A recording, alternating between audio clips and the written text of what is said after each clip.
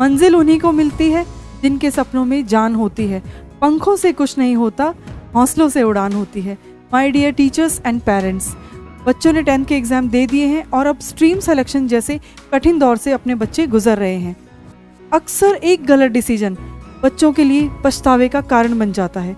सही मार्गदर्शन होता है तो उनका फ्यूचर बहुत ही सुनहरा होने वाला है।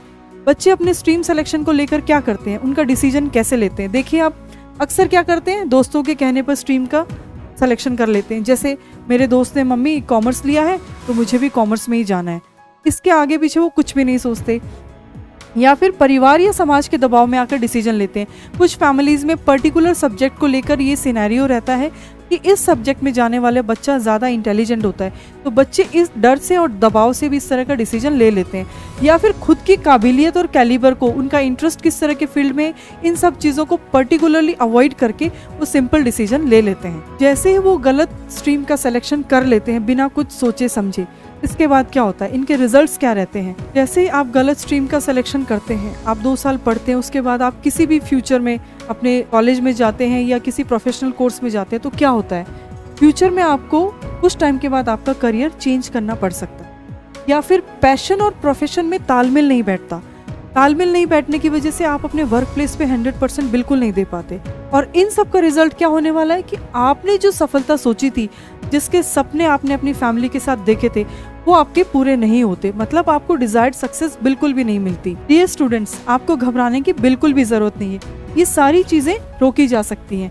आइए जानते हैं कैसे। आपको सबसे पहले क्या करना है, जैसे ही आपके 10th बोर्ड एग्जाम्स कंप्लीट होते हैं, एक दिन आप अपनी फैमिली के साथ करियर काउंसलर के पास ज़रूर जाएं और उनसे सारी चीज़ें डिस्कस करें।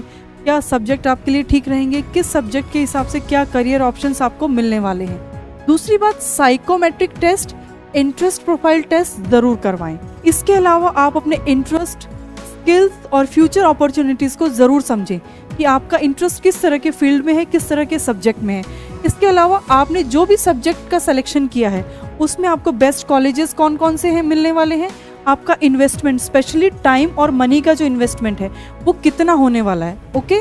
और 10 ईयर्स डाउन द लाइन, ये ज़रूर गौर करें इस बात पर आप कि 10 ईयर्स डाउन द लाइन जो भी संभावनाएं हैं उन पर आप ज़रूर विचार करें। इसके बाद ही आप अपने करियर का चुनाव करें, अपने सब्जेक्ट्स का चुनाव करें। अगर दिशा सही हो तो रास्ता मंजिल तक ज़रूर जाता है। हमारी पूरी टीम स्टूडेंट्स के इंडिविजुअल काउंसलिंग के लिए और ग्रुप काउंसलिंग के लिए हमेशा तैयार रहती है और हम इस फील्ड में बहुत अच्छा काम भी कर रहे हैं। आइए हम सब मिलकर ये सुनिश्चित करें कि कोई भी बच्चा गलत निर्णय का शिकार ना हो और अपने बेस्ट करियर पाथ की ओर आत्मविश्वास के साथ कदम बढ़ाएं। शिक्षक केवल ज्ञान ही नहीं देते, वो जीवन की दिशा तय करने में भी आपका योगदान करते हैं। अब कोई भी बच्चा कभी भी ये ना कहे कि काश मुझे सही समय पर सही मार्गदर्शन मिल जाता। मंजिल की ओर स्टूडेंट का पहला कदम सही हो, ये हम सबकी सामूहिक जिम्मेदारी है।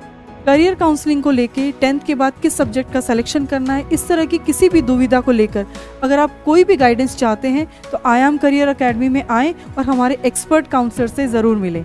Thank you so much. This is Poonam Chaudhary, I am career academy C.